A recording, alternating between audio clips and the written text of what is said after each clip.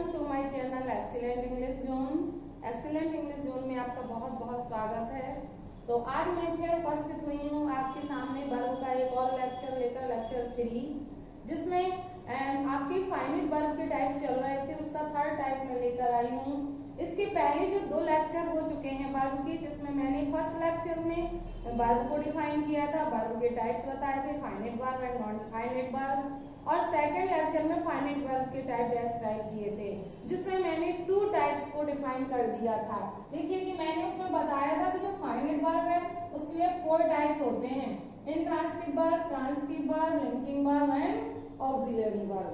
4 types होते हैं, जिसमें मैंने 2 डिफाइन कर दिए थे, इंट्रांसिटिव वर्ब और ट्रांसिटिव वर्ब। मैंने बताया था इंट्रांसिटिव वर्ब क्या होती है, the verb that needs no object to complete its sense, जिसको पूरा करने के लिए किसी ऑब्जेक्ट की जरूरत नहीं होती है। और जो ट्रांसिटिव वर्ब है उसमें मैंने बताया था कि द वर्ब विद ऑब्जेक्ट, ऐसे वर्ब जिसको कंप्लीट करने के लिए ऑब्जेक्ट की जरूरत होती है, वो आपका ट्रांसिटिव वर्ब होता है। अब देखिए थर्ड आपका होना था आज लिंकिंग वर्ब। लिंकिंग वर्ब जो एक संयोजक क्रिया होती है, जिसे हिंदी में संयोजक क्रिया कहते हैं। तो ये लिंकिंग वर्ब एक ऐसी वर्ब होती है जिसमें सेंटेंस को कंप्लीट करने के लिए ना तो कोई मेन वर्ब की जरूरत होती है, ना कोई ऑब्जेक्ट की जरूरत होती है, बस एक कॉम्प्लीमेंट होता है जो इस सेंटेंस के सेंस को कंप्लीट कर देता है। तो मतलब हम कह सकते हैं कि linking verb is a verb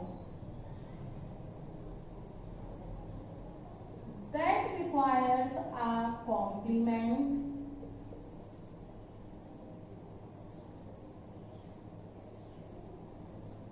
to complete its sense।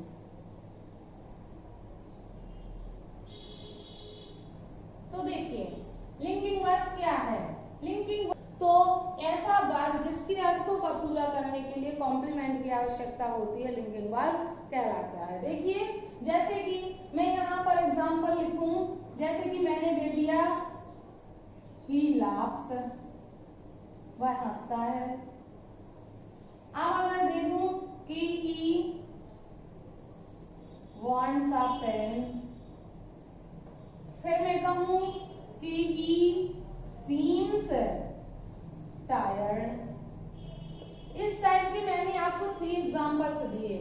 he laughs, वह हंसता है, ये laughs वर्ब है लेकिन सिंगल है, अकेली वर्ब है, इसमें कोई ऑब्जेक्ट नहीं है, इसलिए इसे हम कहेंगे कौन सा वर्ब, इंट्रांसिटिव वर्ब। ये आपका इंट्रांसिटिव वर्ब हो जाएगा।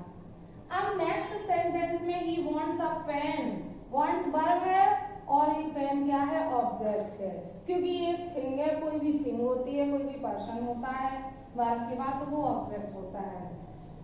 तो he wants a pen, इसमें पेन ऑब्जेक्ट है, इसलिए ये कौन सी वर्ब हो गई, ट्रांसिटिव वर्ब। ये आपका ट्रांसिटिव वर्ब हो गया। अब हम कहें नेक्स्ट सेंटेंस में he seems tired, seems verb है, tired थका हुआ, वह थकान महसूस कर, वह थका हुआ प्रतीत होता है।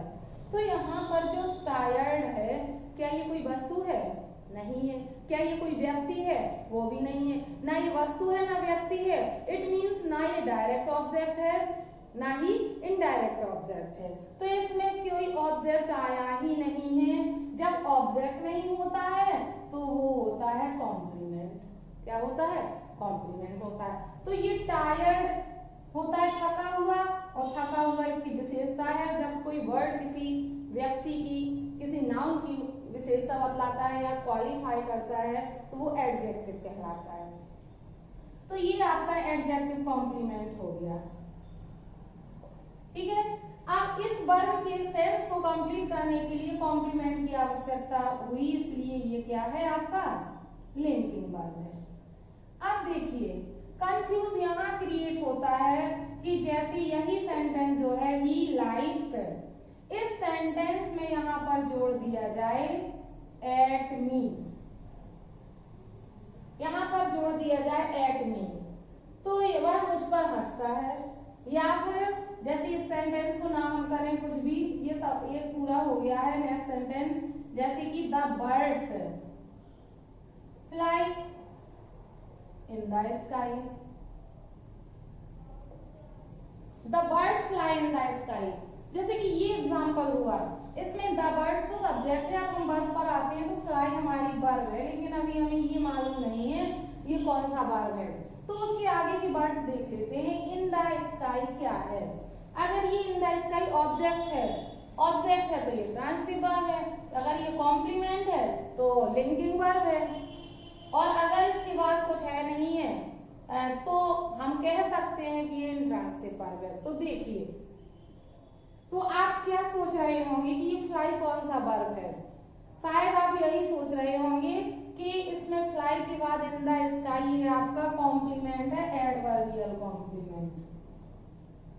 देखिए, शब्दों को पहचानना मैंने सेंटेंस के पार्ट में बहुत अच्छे से बताया है कि कैसे हम शब्दों को पहचानते हैं कि सेंटेंस में क्या क्या है।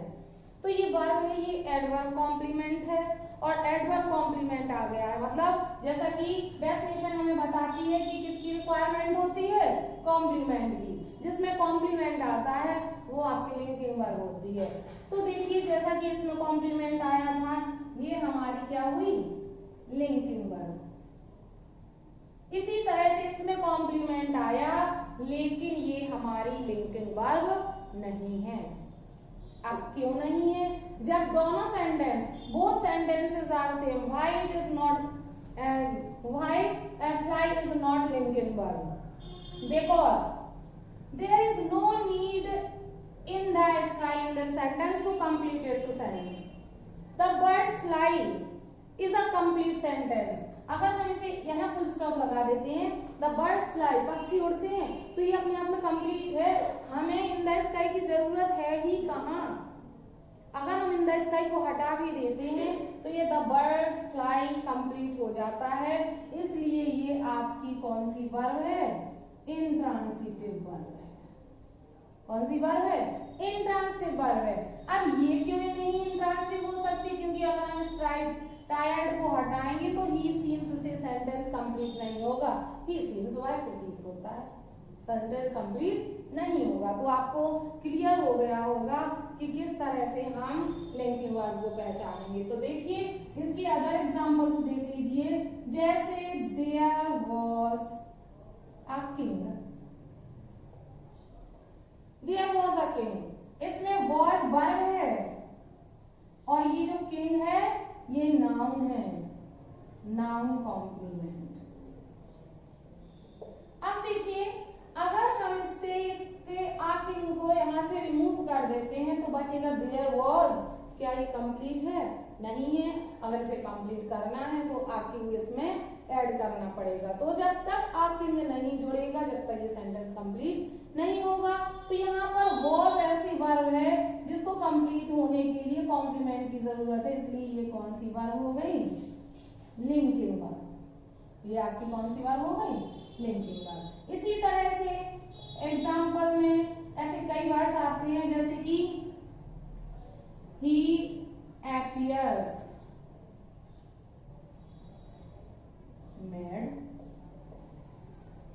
he appears mad, वह पागल प्रतीत होता है, इसमें appears वर्ब है और जो ये mad है वो एडजेक्टिव कॉम्प्लीमेंट है, क्योंकि mad शब्द ही को क्वालिफाई कर रहा है, एडजेक्टिव कॉम्प्लीमेंट है।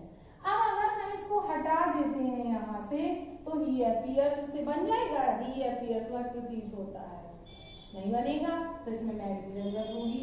तो ये सेंटेंस है हमारे लिंकिंग वर्ब। तो लिंकिंग वर्ब में देखिए कौन कौन सी वर्ब आती है लिंकिंग वर्ब में। इसके लिए मैं बता दूं आपको कि लिंकिंग वर्ब जो होते हैं वो 2 टाइप्स से होती है। लिंकिंग वर्ब में आपको 2 टाइप्स से एग्जांपल्स मिलते हैं। फर्स्ट टाइप जो है हमारा वो है वर्ब टू बी, और सेकंड टाइप जो है हमारा वो है verb other than to be. देखिए, ये जो मैं पढ़ा रही हूँ ये वर्ब, ये सेम टू सेम किसी एग्जाम में नहीं आते हैं, लेकिन कंपटीशन के लिए ये बहुत बहुत इंपॉर्टेंट है, क्योंकि कंपटीशन में जब कोई सेंटेंस दे दिया जाता है तो ऑप्शन में यही पूछा जाता है कि इसमें कौन सा वर्ब यूज हुआ है, ट्रांसिटिव है, इंट्रांसिटिव है, लिंकिंग है, ऑक्सिलरी, ऑप्शन दे दिया जाता है और आपको बताना पड़ता है कि कौन सा वर्ब है। तो कौन से पार्ट डिफाइन करने को आएंगे, वो तो केवल हमें फिल करने को आएगी, वर्ब फिल करने को आएगी। तो वर्ब फिल करने के लिए पहले हम उसको पहचाने तो देखिए जो लिंकिंग वर्ब है ये 2 टाइप से होती है। एक होती है वर्ब टू बी और एक होती है verb other than to be. Other than to be, तो देखिए वर्ब टू बी और verb other than to be, इसमें कौन कौन सी वर्ब इंक्लूड्स है। तो वर्ब टू बी जो है वो होता है हमारा is are am was verb. कौन कौन सा होता है, is are am was verb. तो देखिए जो is are am was verb है ये भी 2 टाइप से होते हैं। एक तो ये is are am was verb tense के साथ आता है, is are am present continuous tense में और was verb past continuous tense में। जैसे कि एग्जांपल में लिख दिया जाए he is going to school, और लिख दिया जाए कि आई वॉज स्लीपिंग।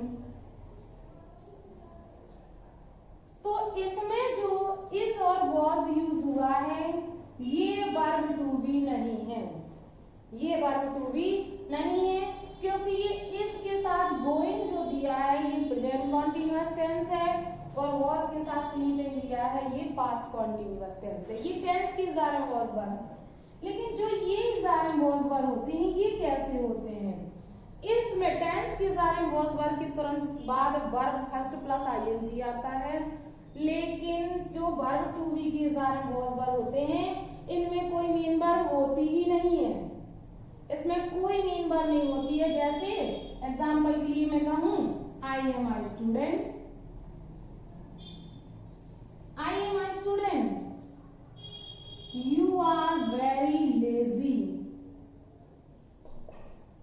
तो देखिए इसमें एम आया है, इसमें आर आया है, ये एम और आर यही है वर्ब टू बी जो किसका पार्ट है, लिंकिंग वर्ब का पार्ट है। क्यों, क्योंकि इसमें is are am was verb के बाद कोई मेन वर्ब नहीं है, इसमें यह आई स्टूडेंट नाउन कॉम्प्लीमेंट है और इसमें लेजी एडजेक्टिव कॉम्प्लीमेंट है।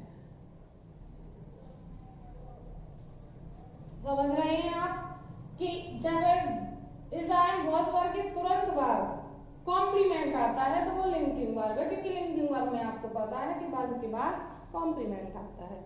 तो एक टाइप तो हो गया वर्ब टू बी जिसमें is are am was verb होता है और तुरंत is are am was verb के तुरंत बाद कॉम्प्लीमेंट आता है, ना कि वर्ब। अगर वर्ब वाले is are am was verb देखेंगे तो ये टेंस है ना कि लिंकिंग वर्ब, तो इसे रिमूव कर देंगे। अब हम चलते हैं verb other than to be. Verb other than to be वाली वर्ब आपने पढ़ ली कि टू बी वाली verb is are am was verb होती है, उसमें कोई मेन वर्ब नहीं होती है। लेकिन जो verb other than to be है इसमें मीन वर्ब्स होती हैं, कुछ मीन वर्ब जो अकॉर्डिंग टू टेंस यूज होती हैं, अकॉर्डिंग टू टेंस यूज होती हैं। आप देखिए इसमें कुछ वर्ब्स ऐसी आती हैं जैसे कि सीम्स है, अपीयर्स है, कुछ वर्ब्स ऐसी होती हैं जो प्रेजेंट कॉन्टिन्यूअस टेंस में नहीं बनती हैं। तो ये जो verb other than to be है इसमें मेन वर्ब्स होती हैं कुछ जो टेंस के अकॉर्डिंग यूज होती हैं, जैसे कि सीम, अपीयर, फील, इस टाइप की कुछ वर्ब्स होती हैं जो कॉन्टिन्यूअस टेंस में अर्थ देते हुए भी इंडेफिनिट में बनती हैं।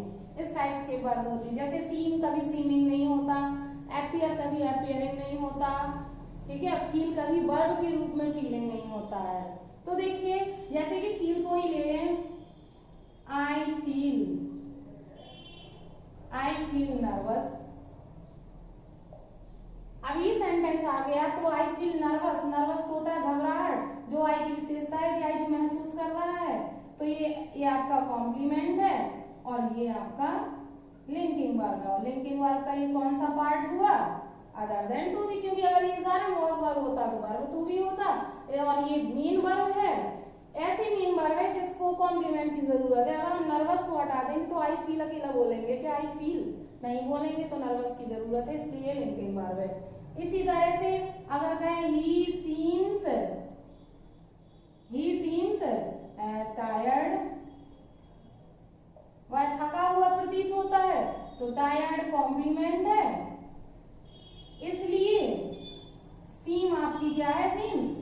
लिंकिंग वर्ब है, ये लिंकिंग वर्ब हुई। तो ऐसी वर्ब, चाहे वो वर्ब टू भी हो या वर्ब अदर देन टू भी हो, ऐसे वर्ब्स जिनके तुरंत बाद कोई कॉम्प्लीमेंट आता है और उसको हटाने पर उसका सेंस जो है इनकम्प्लीट हो जाए, मतलब बिना कॉम्प्लीमेंट के जिसका अर्थ कंप्लीट ना हो, वो होती हैं आपकी लिंकिंग वर्ब। तो आई होप आपको समझ में आ गया होगा। मैंने अभी 3 ही डिफाइन की हैं और तीनों को मैंने इतने अच्छे से एक्सप्लेन किया है कि आपको अगर सेंटेंस दिया जाए तो आप तुरंत ही पहचान लेंगे कि उसमें कौन सी वर्ब है। तो आप इसको रिवाइज करिए, 2 बार कम से कम वीडियो को देखिए, और अगर आपने इसके स्टार्टिंग के पार्ट्स नहीं देखे हैं, लेक्चर 1 लेक्चर 2, तो आप प्लेलिस्ट में जाकर देख लीजिए, तभी आपको पूरा समझ में आएगा। तो आज के लिए इतना ही, और कल मैं लेकर आऊंगी लेक्चर 4 जिसमें ऑक्सिलरी वर्ब को पढ़ाऊंगी। ऑक्सिलरी वर्ब अपने आप में एक टॉपिक है जिसको सेपरेटली डिफाइन करके पढ़ाना है मुझे। तो मिलते हैं नेक्स्ट लेक्चर में। यदि आपको मेरी वीडियो पसंद आई हो तो प्लीज वीडियो को लाइक करें, चैनल को सब्सक्राइब करें और बेल आइकन प्रेस करना ना भूलें। Thanks for watching video.